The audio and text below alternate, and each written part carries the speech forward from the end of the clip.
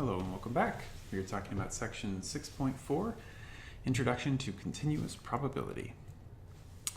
We are going to attempt to tackle these second two learning objectives. So we're going to try to compute some continuous probability, also some expected value toward the end, and we will also explore applications using uniform and exponential probability distributions. We're actually going to tackle that first, but I'm going to find my slide. Let's see, where did we leave off? Right about there. Okay, so the first of two specific types of probability density functions is the uniform density function. And I guess this is maybe the simplest of kind of the named ones that I would say. So uniform is supposed to mean basically the same. So what this ought to look like, if we take an actual graph of this, is to say that for some interval, and I'm going to label my A's and B's here, basically we have a perfectly flat line. And so each thing within this range is equally likely, and everything else outside of it, it has zero probability. That is, it is impossible to happen. So here's where A would start, here's where B. So our interval would be, here's the only range where interesting probability stuff can happen. And the thing that's being graphed here would be our probability density function here in blue. So the height actually matters. This fixed height is important because we'd want to make sure that the area of this rectangle was 1 by the time we were done. So basically, in order to make sure that the area is 1, we would take the width and we would divide by itself to make sure that something divided by itself would give us an area equal to 1 underneath this graph. In other words, we want it to be a probability density function. The integral would have to be 1, so this area would have to be 1. Anyway, so that's why this specific height gets fixed. And all we really need to know for the uniform density function is what are the boundaries that we're working on. Everything else is sort of handed to us by the constraints put on a density function like this. So one of my favorite examples, as long as we make some simplifying assumptions, is that a random number generator, let's say it can select anything between 0 and 100. I want to be specific here though, this can include rational and irrational numbers. So we're not just talking about whole numbers. Pi, for instance, is a potential thing that this could select. E to the third power is something that this could select. 0.6943, 6943, 6943 repeating forever. That is the number that could be picked by this random number generated. So we're going to say each of these numbers is no more likely than any other, so a uniform distribution would model this situation. And so the thing we might investigate is, okay, well, what's the probability that this random number generator selects a number between 50 and 60? So we know the entire range of possibilities is 0 to 100, so all of those added together should be 100%. So this narrower range should limit that. Okay, so according to this definition, basically we're setting this up with, here's our value of B, and here it is again. And then the beginning part of this interval gives us the value of A, so here is A. And remember, this is not so we haven't actually computed the probability yet. We're setting up the probability density function. Then we're going to use it to compute probability. So we need to know the specifics before we can actually compute probability. So what that says is, look, if you pick a number between 0 and 100, the probability density function looks like this constant line at a height of 0.01.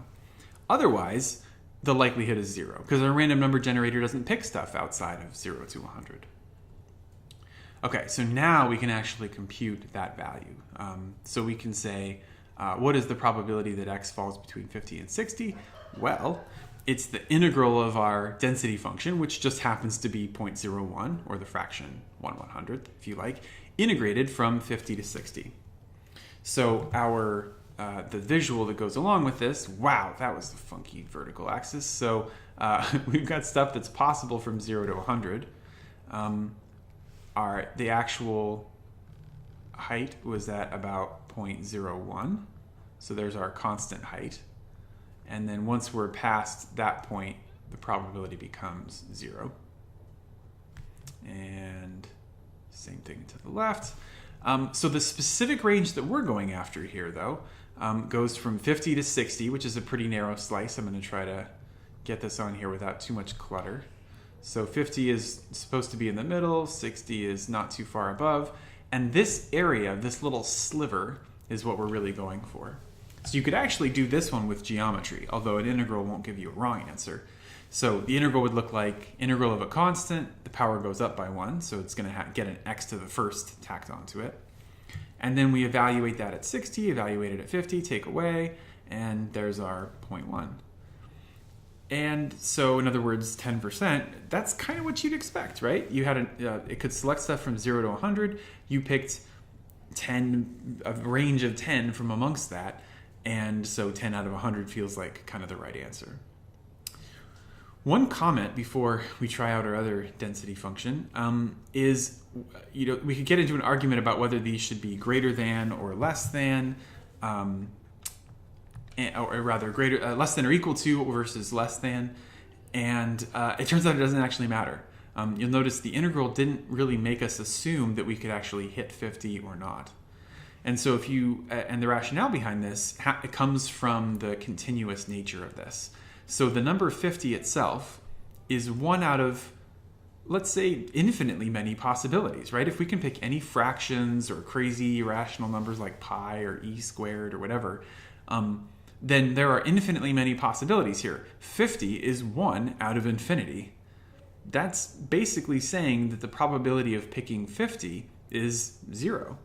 And that's why if you watched the first video for this section, I was kind of hedging my bets, hedging my statement about an impossible event, because with a continuous distribution like this, you could pick the number 50, but it still technically has probability 0, because it's one out of infinitely many possibilities. So the upshot of this is basically, when you're looking at these probabilities, nobody cares if you do less than versus less than or equal to with these continuous models. Because in a continuous model, you're looking at infinitely many possibilities. Any particular one of them is actually probability 0. Okay, that's a lot to sort of absorb, but I'll leave you with that while we talk about exponential density functions. So the second sort of named density function that we're working with here is called the exponential distribution, and rightly so. It's got an e to the negative something or other there. And it's going to be a function that starts off at some height and decreases from there. So unlike the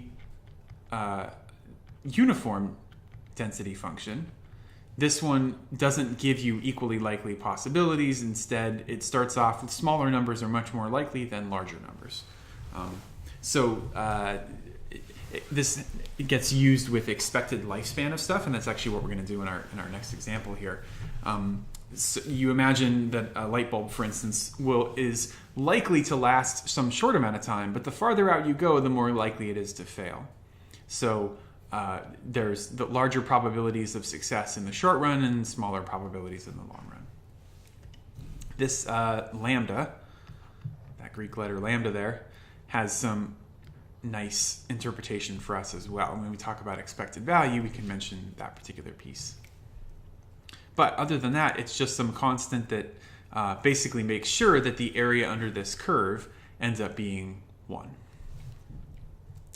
Okay, so we're going to look at tolerable lifespan. So battery of a popular smartphone loses about 20% of its charge capacity for every 400 full charges. So for simplicity, let's assume a charge every day. So in other words, that's 400 days, after which it's going to lose about 10% of its charge capacity compared to the starting amount.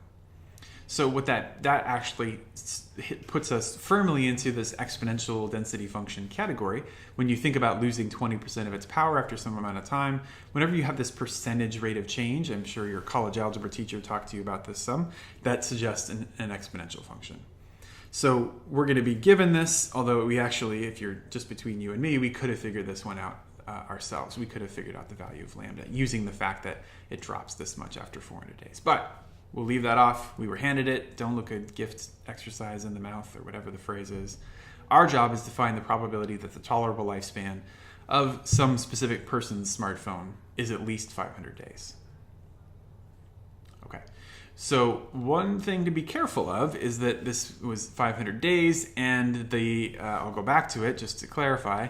this value of t was in years. So we want to be extra careful that we're matching the units on these. So for 500 days is whatever, 500 over 365 years.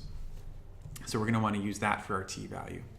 And the interval that we're curious about is basically looking for t being greater than or equal to 500 over 365.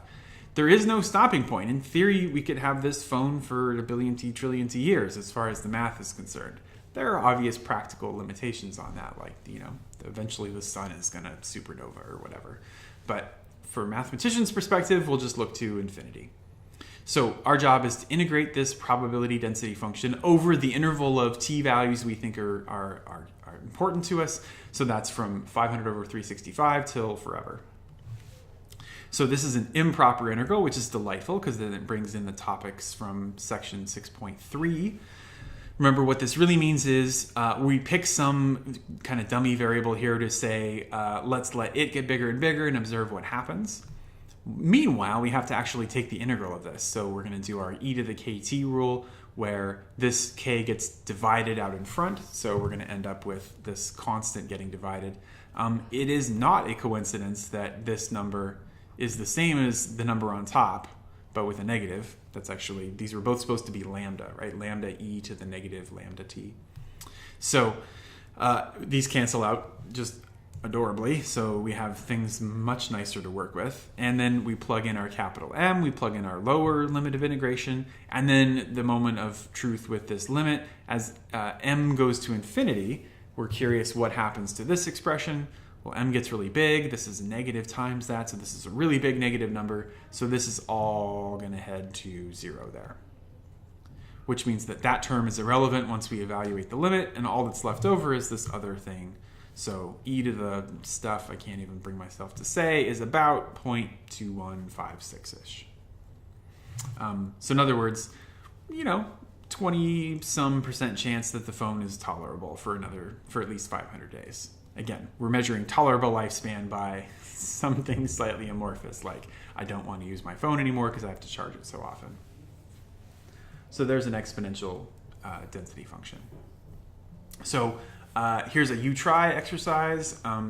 So we're given a probability density function. We're going to say, we imagine that the probability that somebody has to stand in line for less than 5 minutes would be, we could use this as some helpful tool. So x is the length of time that you stand in line. There's the density function associated with it. I'm going to give you a chance to pause and try that out. Okay, I'm going to assume that you have paused, and we're going to work on this together now. So here's our density function. Our curiosity is x is less than 5 minutes, but there really is another side to that too, because we can't go less than 0 minutes. So the thing we really want to figure out is the probability that x is between 0 and 5. Since we've got our density function, we would integrate over the x values we're curious about.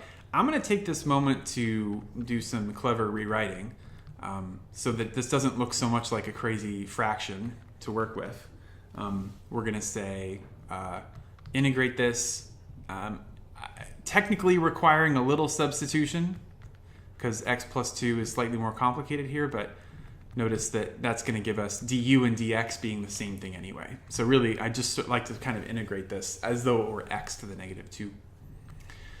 So power is going to go up by 1. We're going to end up with a negative 1 power. Again, up in the sense of less negative.